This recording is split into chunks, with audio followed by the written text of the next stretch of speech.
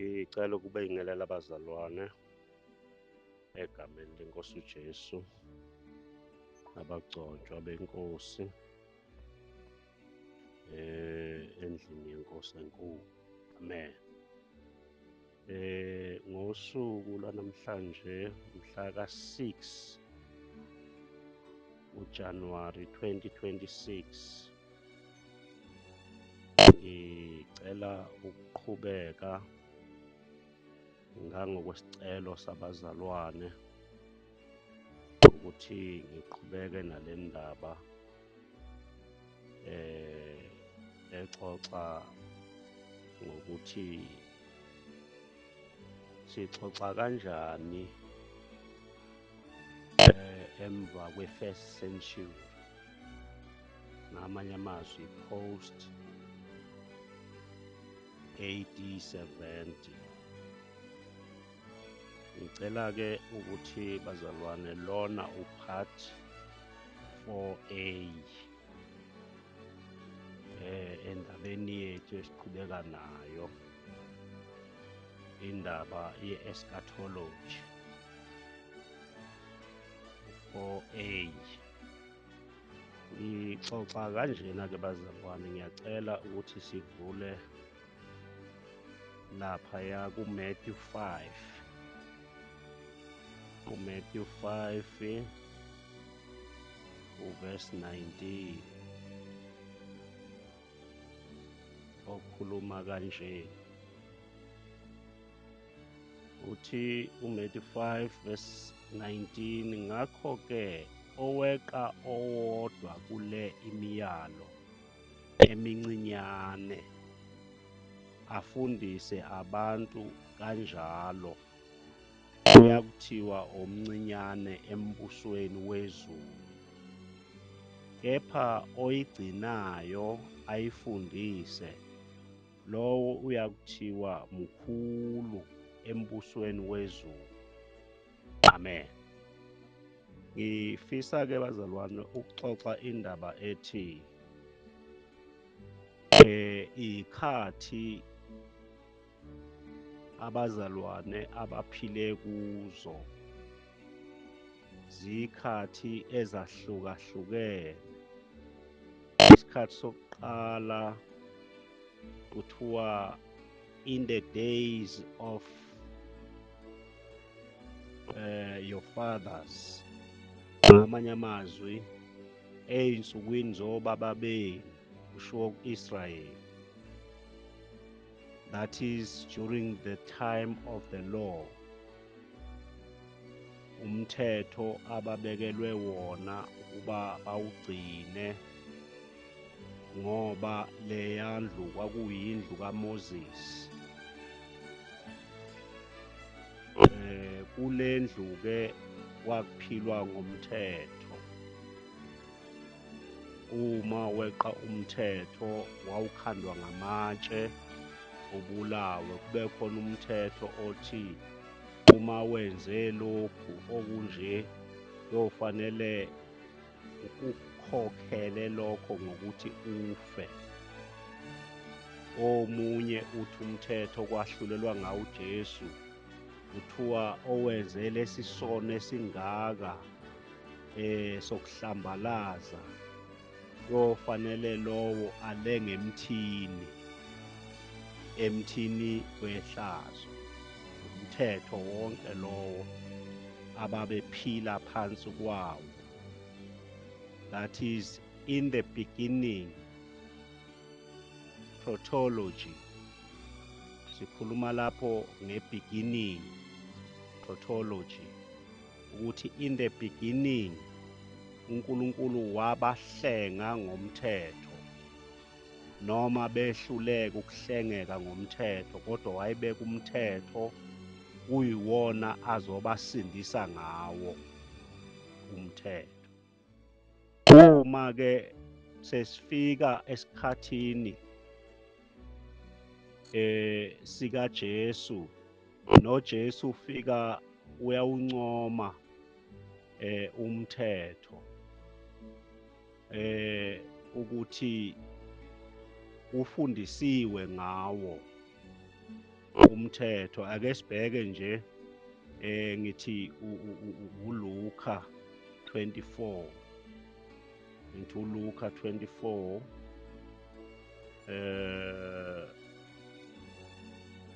uverse 25. Wayesethi kubo, onina eningaqondiyo nenilibele enhlizweni yenu. Nenilibele enhlizweni ukukholwa yikho konke abakushilo abaprofethi. Ukhuluma la nabafundi bakhe uJesu. Kulesi sikhathi ufika ukhuluma nabo abafundi. Baqhubeke u26 athi uKristu ubengamelwe yini ukuhlupheka ngalokho aze angene enkazimulweni yakhe na? 27. Wayesethathela kuMose nakubaprofethi bonke, wabachasisela embhalweni oqondene naye. Ngiyathanda-ke masifika lapho ukuthi uJesu ubekade seshilo ngale kuMatthew ukuthi angizili kuzochitha umthetho nabaprofethi. Uthi-ke uma efika nje kubo uthi wayesethathela kuMose, ngamanye amazwi wayeseqala exoxa ngendaba ebhalwe ezincwadini zikaMose. uMose-ke siyazi ukuthi incwadi yomthetho, iTorah, iy'ncwadi ey'nhlanu from Genesis to Deuteronomy. So lezo ncwadi-ke zonke zikhuluma ngomthetho. Umthetho owawuyibambela le ndodana eyayiza ukuba izokhulula u-Israyeli. Ukhululwaphi u-Israyeli? Ukhululwa kubo bonke ubugqila aye phansi kwabo. Yingakho nje sixoxe last time sathi amaJuda namanje, the Judaism, isystem yabo ithi basamlindile uMesaya. Amen. Basamlindile uMesaya ngoba lo abambiza ukuthi uMesaya wafika wehluleka ukwenza izinto abayilindele. So akakafiki kuMesaya. Lokhu kusho uMesaya efika okokuqala ezoba umuntu ebantwini. The first coming of Jesus. Bakuphika bathi akakafiki. Sifundile-ke last time ukuthi uma ungathiwa umi enkundleni la ushumayeza khona amaJuda, ngoba wona walamukela iTestament elisha, udinga ukuthi uwa-approach noma uwakhonze noma ushumayele kubo ivangeli according to the scriptures. Ngoba the scriptures, they point from Genesis up to Malachi ukuthi uJesu wafika, wazalwa, wabhajadiswa, konke kuze kuyofika la khona kufika ku-70 AD la khona ebuya okwesibili. Now uma-ke uJesu ethi wathathela kusuka kuMose nakubaprofethi bonke, akekho umprofethi amshiya, bonke wabachasisela embhalweni oqondene naye. Sicacisile-ke ngesikhathi esedlule la khona besikhuluma kuleyo nkundla leyo, sibheka uJesu ezalwa kuze kufike la ebhajadiswa, ebethelwa khona, evuka khona, enyuka khona ngosuku lwePentecost kufika umoya kuze kuyofika la khona uJesu ebuya okwesibili ku-70 AD kuze kubhidlika ithempeli. Nawu-ke konke lokho uJesu uthi wabachasisela ngokubhaliwe ngaye embhalweni konke okuqondene naye. Ngamanye amazwi u-Israyeli wayedlala isikeshi kuzo zonke izinto ezazenzeka kuye, edlala isikeshi sokubuya kukaJesu kwesibili. Wasidlala kuzo zonke indima kuze kuyofika egcineni la uJesu ebuya khona. Nawu-ke indaba-ke bazalwane ecacayo ngokusobala ukuthi uJesu wazalwa yintombi uMaria. uJesu wabhajadiswa uJohane ngamanzi. uJesu wabethela esiphambanweni. Akekho umuntu ongakudisputha lokho noma ongakuphika lokho. uJesu wehlela endaweni abafileyo. Niyakhumbula bazalwane ababhali nabafarisi bethi kuye sinikeze isayini eyodwa nje ukuthi ungubani wena. Wathi iyodwa isayini engizoninikeza yona isayini kaJona esesiswini senhlazi iy'nsuku ey'ntathu. Kwathi ngosuku lwesithathu yamkhaphela ngaphandle, yamchithela ngaphandle. Kanjalo nendodana yomuntu izokwehla iye emathunjini omhlaba, but emva kwey'nsuku ey'ntathu izovuka. Nangempela kwenzeka leyo sayini leyo, noma bengayikholwa amaJuda, but yenzeka. Amen. Ngifuna ukwedlula-ke labazalwane ngiye kulo 19 kade simfunda. Uyaqhubeka uJesu ufica umthetho ukhona.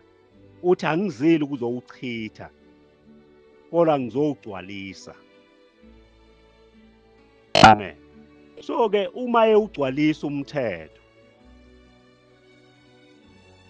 ukhuluma amazwi athi, ngakho-ke oweqa owodwa kule myalo emncinyane afundise abantu kanjalo uyakuthiwa omncinyane embusweni wezulu.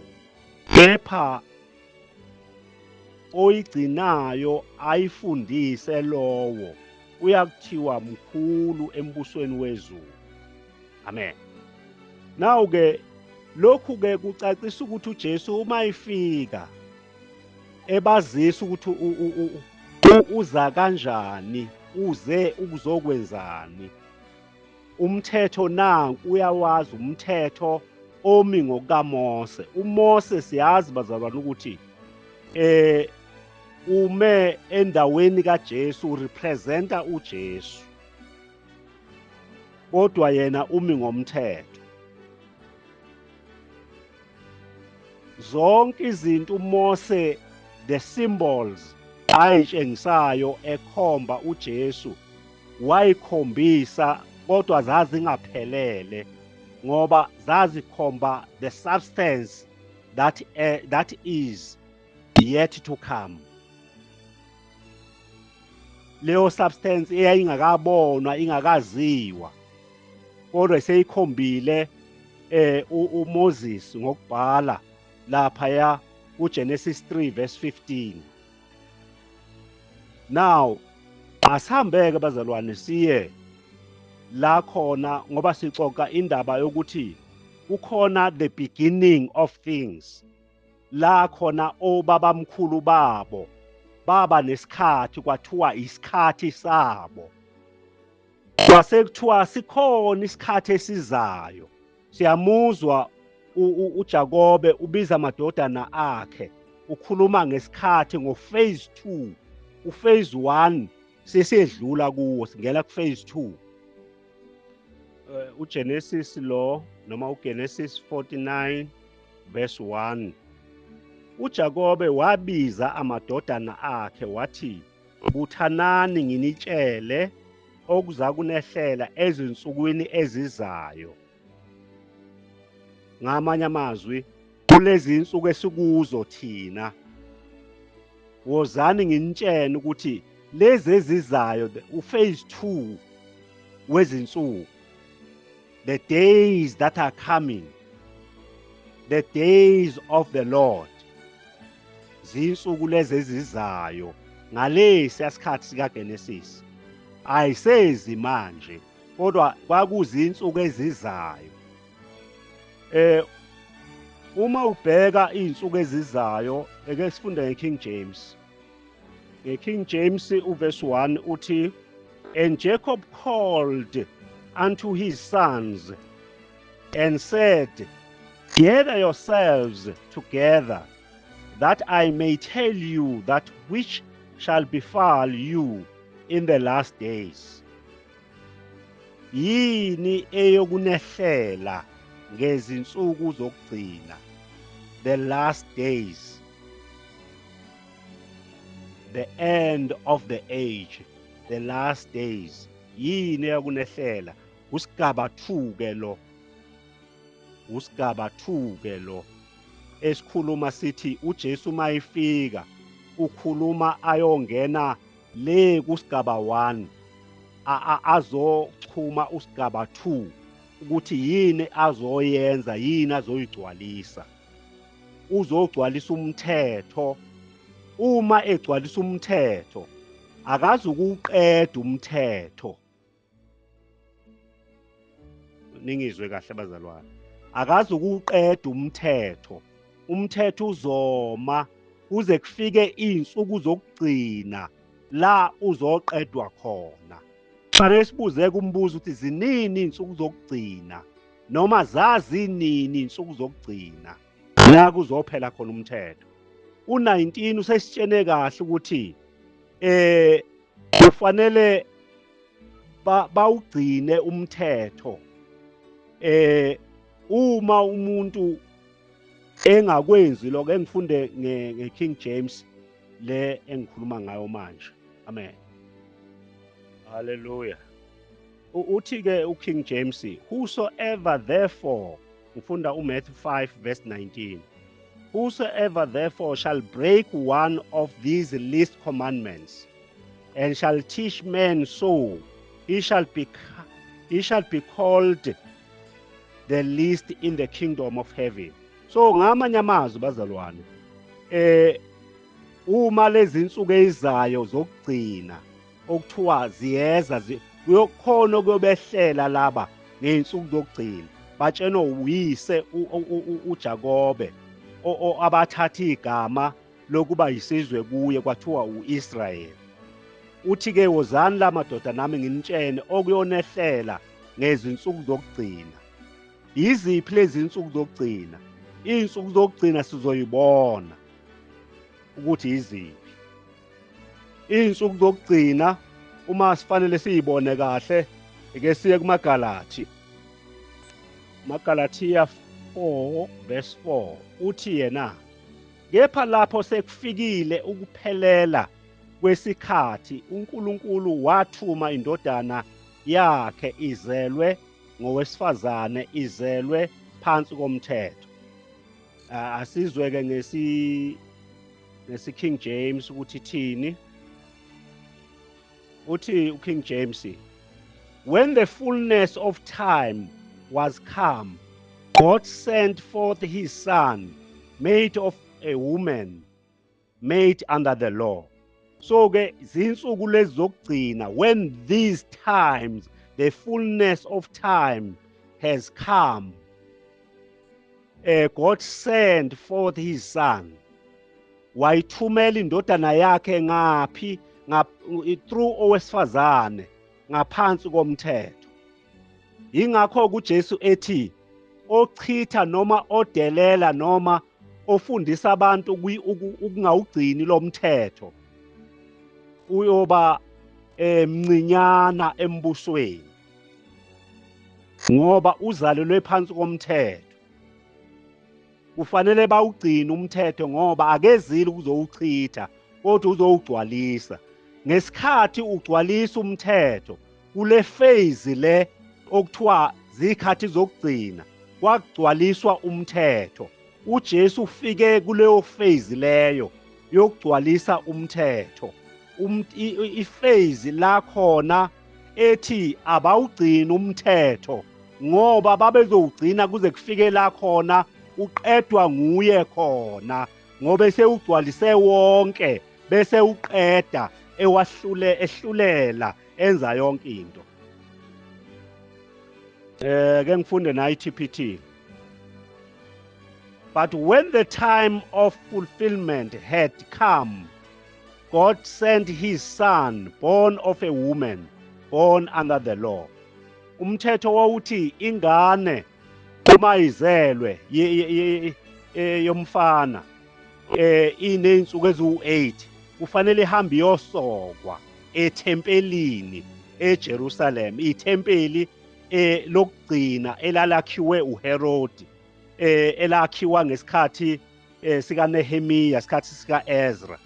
Lelo thempeli lelo noJesu wasoka kulo, wasokwa lapho. Uthi akezile ukuzowuchitha lowo mthetho kodwa uzowugcwalisa ngoba umthetho kaMoses wawukhomba something kwakufanele uyikhombe izibonakale kuze kufike la iphela khona.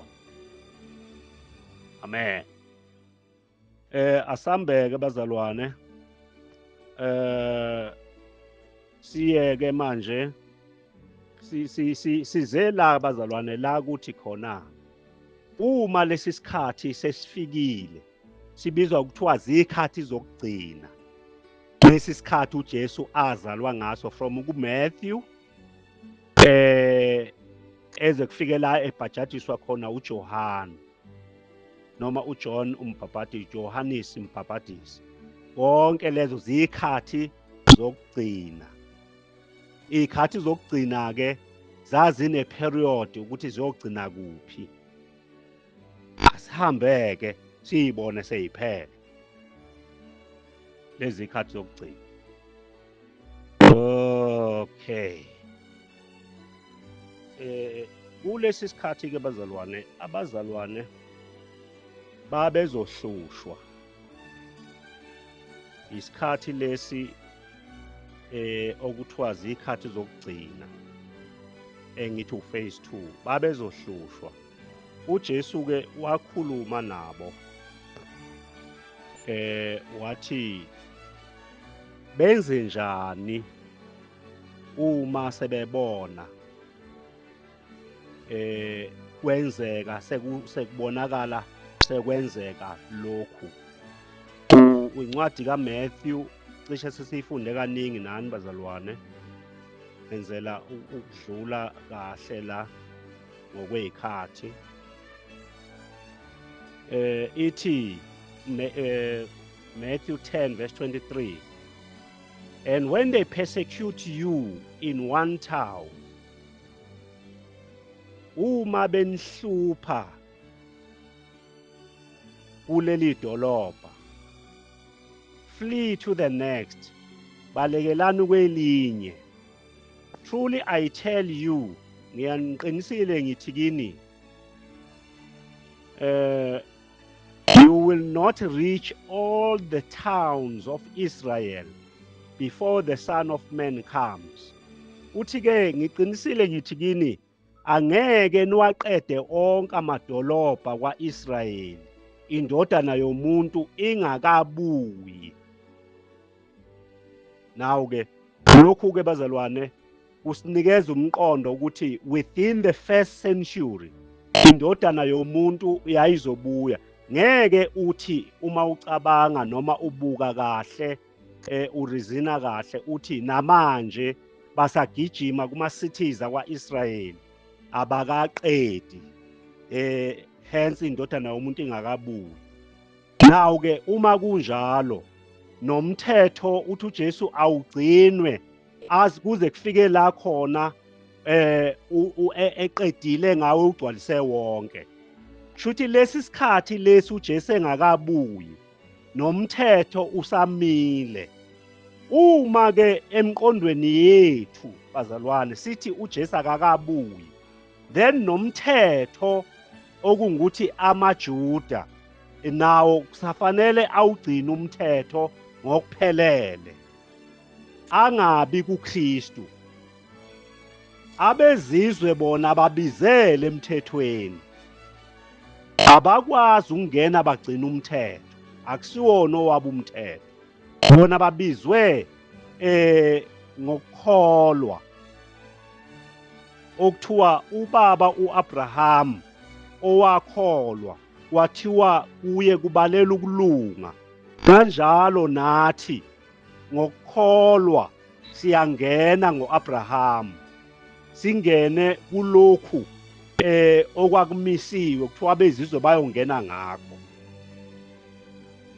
Uma kabazalwana nabapostoli sebeshumayela asilaleleke lapho ukuthi uma sebeshumayela bona bayayikhomba yini into esiphelele noma bathi kuseyingcenye le esiyishumayelayo. Amen. Ngicela sithathe incwadi ebaseKorinte bokuqala chapter 13 verse 8 to 10. La khona sesibheka ukuthi abapostoli bona baxoxe kanjani ngendaba abayinikezwe inkosi. Uthi uPaul uthando verse 8 uthando alusoze lwaphela kepha nokuba kukhona ukuprofetha kuyokukhawuka nokuba kuyizilimu ziyokunqamuka nokuba kungukwazi kuyakukhawuka ngokuba sazi ingcenye siprofetha ingcenye kepha nxa sekufikile okupheleleyo lokho okuyingcenye kuyakukhawuka. La uPaul ucacisa ngokusobala ukuthi umsebenzi ababewusebenza ngalesi sikhathi babesebenza ingcenye yomsebenzi wawungakapheleliswa. Asikhumbule ukuthi sikuyi-phase 2 sikuyisikhathi number 2 okuzikhathi zokugcina eziprofetho uJakobe wathi wozani madodana nginixoxele okuyonehlela ngezikhathi zokugcina. Wafika uJesu ngezikhathi zokugcina wabayala ukuthi umthetho abawenze ofundisa ukungawenzi umthetho yoba mncinyana embusweni. Ngamanye amazwi umbuso useza ngoba la wayethi mayikhuluma athi the kingdom of God is at hand. Usethi kuPaul mayikhuluma la uthi uPaul ngikhuluma ingcenye ubala konke okuningi ukuthi konke lokhu kuyokwenza njani kuyokuphela.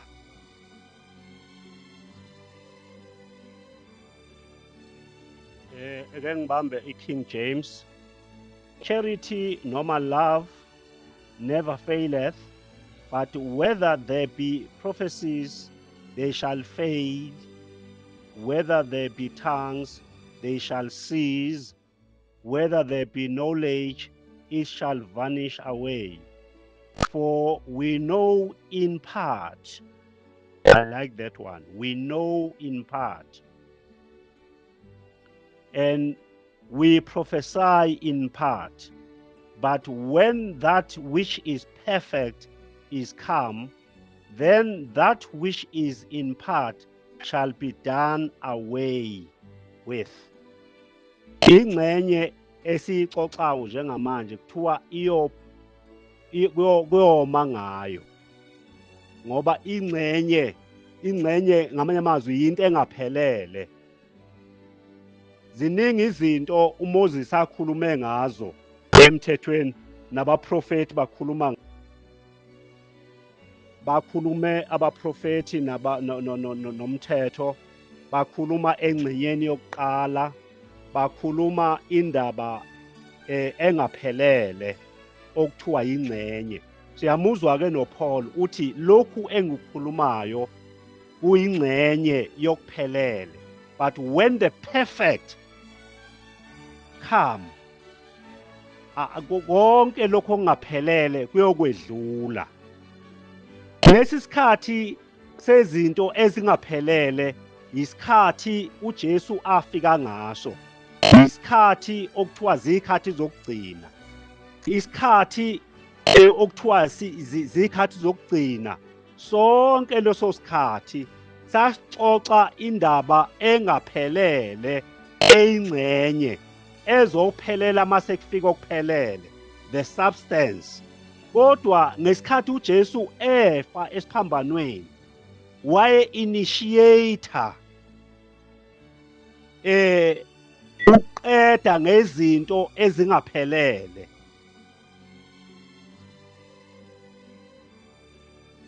Ukuqeda kwakhe ngezinto ezingaphelele kwakungasho ukuthi sekuphelele. Mlalele phela mayethu uJesu ofundisa ukungayigcini imithetho nokungayenzi imithetho, afundise okunye, lo uyoba mncinyane embusweni. Isikhathi sakhe leso zinsuku zokugcina. Amen. Silinganise nje, uJesu kwake kwalinganiswa ngenyoka, kwathiwa uMose akayichoma othini. Asikwazi njengamanje ukuchoma inyoka othini, sekwedlula lokho.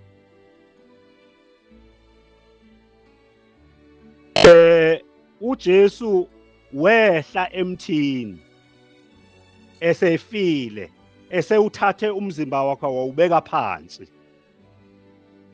wangena ethuneni, wangcwatshwa, waphinda futhi wavuka ngumzimba wakhe, wawubutha back umzimba wakhe. Sokuxoxa kwilevel ethe thuthu lokho, hayi manje. Now uma ke bazalwane uJesu eseyifezile lezi inkonzo, inkonzo yokufa emthini, akekho manje umuntu ongathiwa uma ibuka leya nyoka uyophila, ngoba sesiyaphila, safa kanye noJesu emthini, safa, sembelwa kanye noJesu ethuneni, savuka kanye noJesu ethuneni. Konke obekade kuzithuzi kulinganisa lokho kuyedlula, ngoba uma okuyingxenye uPaul akhuluma ngakho uthi kepha lapho sekufikile okupheleleyo, lokho okuyingxenye kuyokuphela. Akukwazi okuyingxenye sefikile uJesu kungapheli. Nomthetho ababekelwe wona abaJuda, uma uJesu eseqedile ngomthetho athi abawugcine kuze kufike la uqedwa khona, abakwazi ukuqhubeka bawugcine, njoba sibezwa bethi namahefazi, iy'nkomo ey'bovu sey'lungisiwe, nendawo isite la kuzokwakhiwa khona i-third Jerusalema isikhona. Asikwazi ukusho njalo ngoba iBhayibheli lisho kahle lathi alisekho ithempeli elakhiwe ngezandla eliyophinde libe khona, kodwa uNkulunkulu useyohlala ethempelini elingakhiwe izandla zomuntu, kodwa elakhiwe nguye. Uma sifunda kahle-ke imibhalo, asikwazi ukuthi nathi sikhulume njengezwe, indlu yenkosi ikhulume ingakunaki lokho ukuthi alisekho elinye ithempeli elokwakhiwa. Ithempeli according to umaHebheru chapter 3 verse 6 kuthiwa uJesu uyilo ithempeli esiyilo thina. Amen. Leli thempeli bazalwane esiyilo thina, kukhona abalakhile, lakhiwe ngabapostoli. Abapostoli bebesesikhathini ey'khathini zokugcina bakha ithempeli. Leli thempeli abalakhile bonke ababiziwe bebizelwa khona bayanezelwa, asisakhi manje. Abapostoli bazalwane baba sesikhathini la bakha khona lendlu bathi lesisekelo owakhayo makaqaphele ukuthi wakha kanjani. Besho ngalesa sikhathi thina sakhi manje, thina siyangena siyanezelwa, singena endlini esikhona, kuthiwa thina siyiyo lendlu. Ingakho njengamanje singakwazi ukuthi uJesu uma egcina azange abeke esinye istructure ekuzothiwa abapostoli, ngoba abapostoli bonke sebelele, kufanele kumiswe abanye abapostoli. Manje makukhona nje into okuthiwa umpostoli manje angazi ukuthi ngabe wakhani, ngoba sebakha baqeda. Thina okwethu ukusebenza umsebenzi wenkosi, ukhuliswe kushunyayelwa ivangeli, ubizwe abazalwane babizelwe esisekelweni esesimile. Ngicela sifunde bazalwane ukuthi uma umzalwane uPaula ethi usebenza ingcenye, umhla kwafika okupheleleyo kuyokhawuka konke okungaphelele. Sizweke ukuthi abapostoli uma besebenza basebenze kanjani. Amen. Kodwa ngiyafisa sibheke abase-Efesu 1 verse 13 to 14. Incwadi yabase-Efesu 1 verse 13 to 14.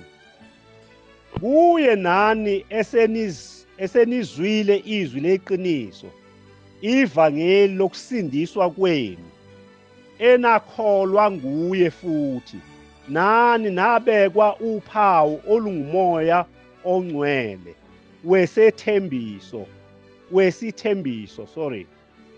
oyisibambiso sefa lethu, kube ngukuhlengwa ngokwakhe, ukuze kutuswe inkazimulo yakhe. King James, in whom ye also trusted, after that ye heard the word of truth, the gospel of your salvation, in whom also, after that ye believed, ye were sealed with the Holy Spirit of promise, which is the earnest of our inheritance, until the redemption of the purchased possession, unto the praise of his glory. Ngiyafisa ke ukuxoxa kanje la abazalwane ukuthi 1, abazalwane banele bekholwa ivangeli abalizwile toward salvation yabo. Banikezwe isipho sikamoya okuthiwa yiseal, the initial deposit, esibambiso sefa kuze kuyofika usuku lokuhlengwa.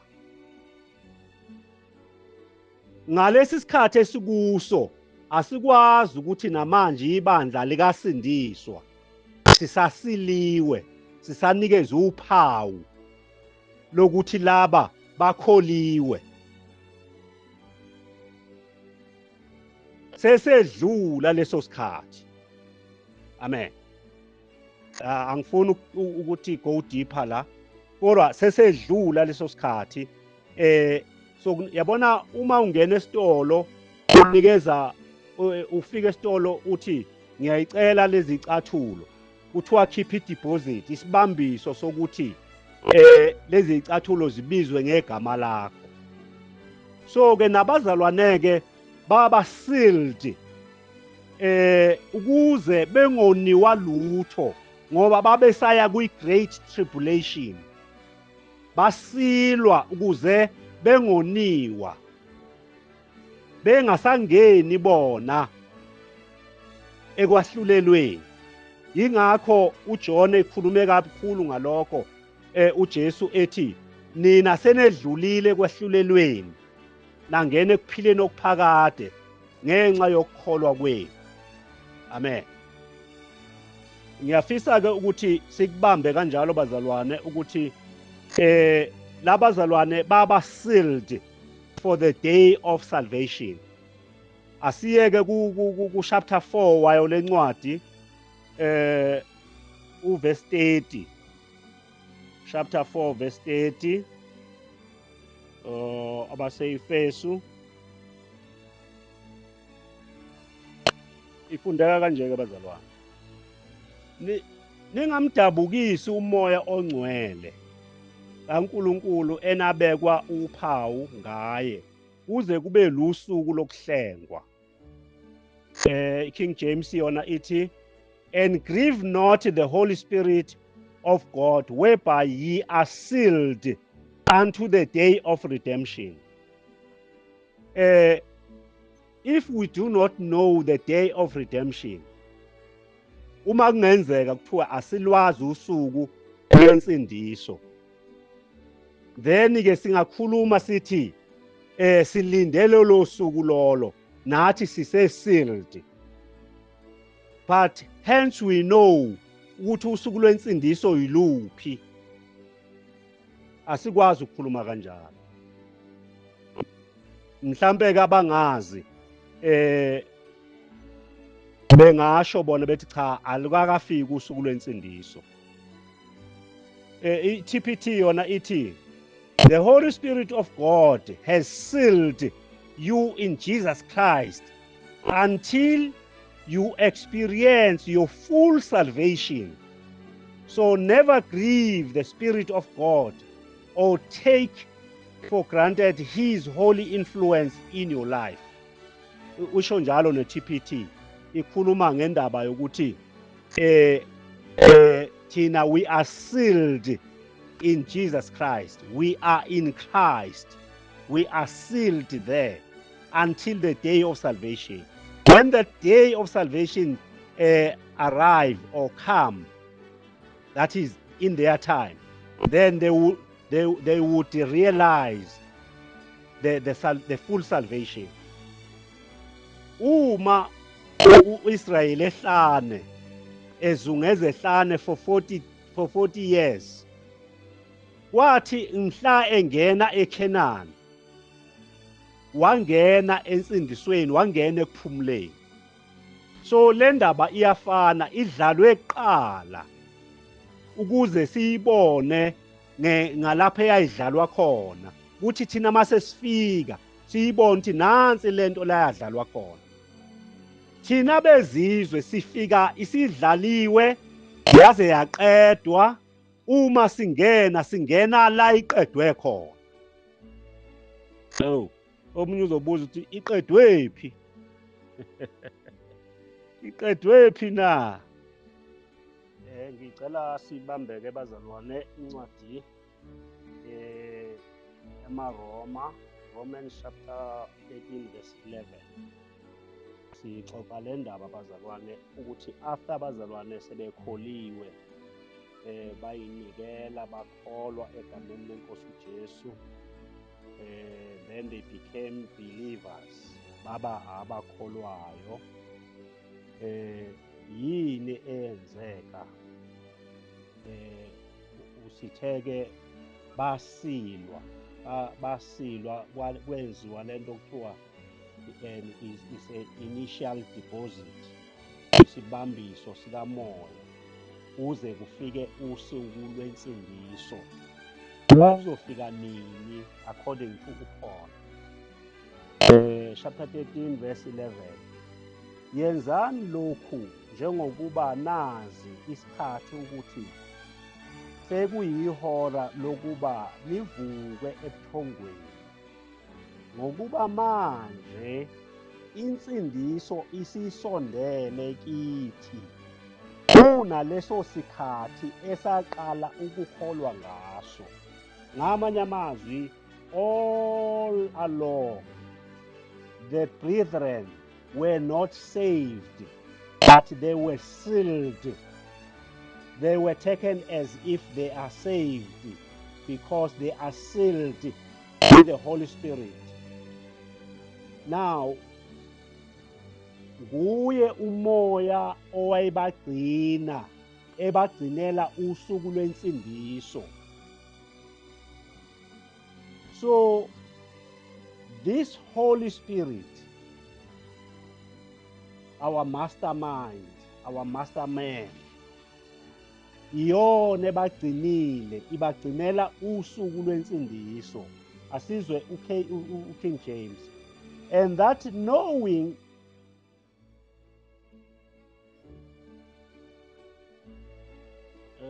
verse 11, chapter 13, verse 11, the Romans.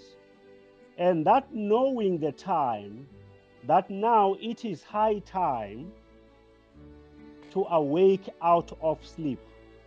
For now is our salvation nearer than when we believed.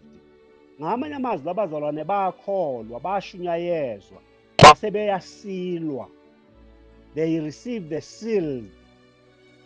Leyo seal abasilwa ngayo eyokuba ibe isibambiso kuze kufike usuku lwensindiso. uTPT yena uthini? TPT uthi, to live like this is all the more urgent, for time is running out and you know it is a strategic hour in human history. It is time for us to wake up, for our full salvation is nearer now than when we first believed. Ngamanye amazwi abazalwane bafika bakholwa, bamukeliswa the initial deposit of the Holy Spirit, ukuba ube isibambiso salelifa abalithenjisiwe. Kuthiwa manje abavuke ebuthongweni ngoba isikhathi sensindiso sesi-near than before, than they first believed. Angazi-ke lento ukuthi ngabe isho ukuthini, kodwa ngokusobala isho ukuthi the day of salvation was nearer than they first hear or they first believe, was nearer, kuthiwa now than when we first believe. Akukhulunywa nathi labazalwane, ngicabanga ukuthi lokho sikubambe kahle. When we first believed, bazisho bona abapostoli. Abapostoli laba bayakha, bakha indlu. Indlu ayikapheli. Le ndlu abayakhayo yayilinde usuku lwensindiso ngamehlo abovu. Kuthiwa le ndlu isiseduzane, is nearer now. Oh, thina-ke sesizothi it was nearer than before they first believed. Ngesikhathi bekholwa yayikhonjwa kude, kodwa manje uPaul uthi sekuseduzane ukuthi bashaye igoli. Amen. Ngicela-ke sibheke uPeter yena, ngibheka nje uPaul noPeter ukuthi bathini ngale ndaba. Uthi uPeter, nibheka nilangazelela ukufika kosuku lukaNkulunkulu ayakubhidlika ngalo amazulu, ashe konke kushe kuncibilike na. Umbuzo lo uthi nibheka nilangazelela ukufika kosuku lukaNkulunkulu ukuyakubhidlika ngalo amazulu, ashe konke kushe kuncibilike. Siyazi-ke bazalwane through scriptures ukuthi amazulu asha aphela nomhlaba washa waphela. Uma kukhulunywa ngalokho-ke biblically kukhulunywa ngendawo engcwele ukuthi amazulu lawo. Bese kuba khona indawo engcwele nendawo outer court ebizwa ngomhlaba, ebizwa indawo engcwele ebizwa ngezulu. Amazulu siyazi kunezulu lesithathu kube nezulu lesibili, ihlukana kanjalo lezo ndaba bazalwane.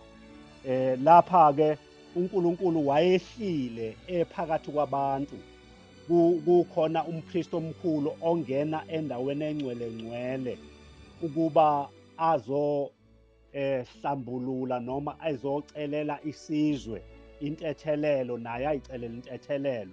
Kwakungena umpristi omkhulu kuphela, bese kuthi endaweni engcwele kwi-holy place kungene abapristi abaseva kuleyo ndlu leyo.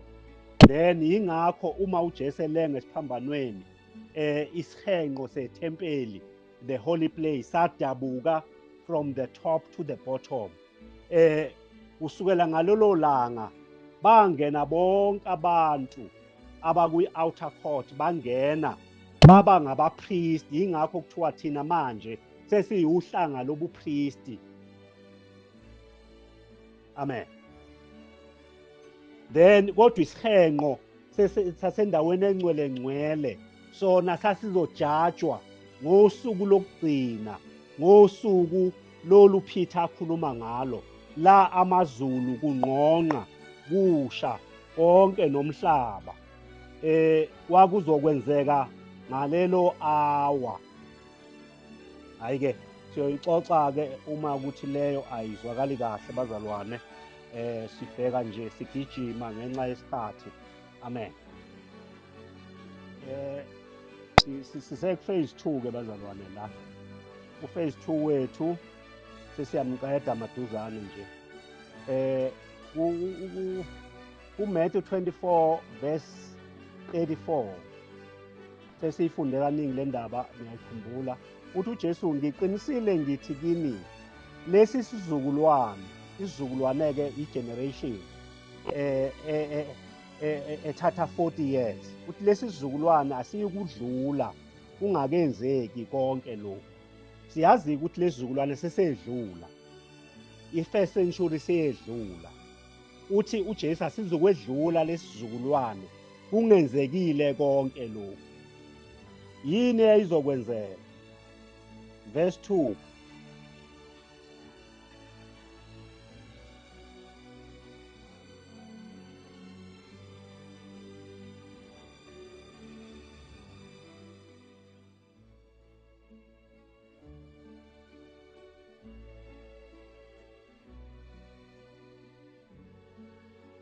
Verse 2 uthi-ke, waphendula wathi kubo, anikuboni konke lokhu na? Ngiqinisile ngithi kini, akukushiywa lapha itshe phezu kwetshe elingayokudilizelwa phansi. Ngamanye amazwi, iJerusalema ladilizwa in that generation. Akukho tshe elasala phezu kwelinye itshe. Lo muzi wonke washa wonke waphela. Izulu leli elalila lasha, nomhlaba wakhona washa, nesystem yakhona yonke yasha. Amen. So-ke sengigoqa bazalwane, leli zulu kwaphela ngalo. That is the end of the age. Athi uJakobe, wozani lapha madodana, nginazisa ukuthi yini yokunehlela ey'nsukwini zokugcina. That was the end of the age. Kwaphela the first century. Kwaphela yonke isystem, yonke lento uJesu athe umthetho ongawufundisa umthetho uyoba mncinyana. Kwafika la ugcwaliseka khona wonke. Kuningi ama-details singawafunda ukubheka ukuthi nakho kwagcwaliseka, nakho kwagcwaliseka konke. Iy'ncwadi engathi abazalwane bayifunde, uChapter 24 wonke noChapter 25 kaMatthew, konke lokho kulapho phakathi. So-ke bazalwane, emva kwalapho sesizongena-ke ku-part 4B. U-part 4B ngolesine uzongena esexoxa kwi-age le okwathi makudlula i-first century kwangenwa kwi-age yesithathu. le age yesithathu iyona ke i-age efaneke thina masikhuluma bonke abazalwane abakholwa egameni likaJesu bakhulume sebekuyo lendlu. Asisakwazi ukukhuluma kwindlu eyedlule. Singayikhotha izinto zakhona ezisitshengisayo ukuthi sedlula kanjani. Kodwa thina sesila kulendlu. We are in Christ now, in the new house, the house that we are. Sizongena kuleyo ndlu leyo ukuthi singobani manje. Kulendlu kushunyayelwa kanjani? Kulendlu kufundiswa ini? Kulendlu yini esiyenzayo? Kwanqamuka konke okwakade kwenziwa kuleya ndlu, kodwa ngapha nakho kwenziwayo. So besibheke lokho-ke bazalwane. Inkosi inibusise egameni lenkosi. Ngiyaxolisa ukuba mude, bengithi ngizoba mfishane, kodwa sesifike la sigcina khona okwanamhlanje. NgoLwesine-ke sizohlangana no-part 4B. Amen.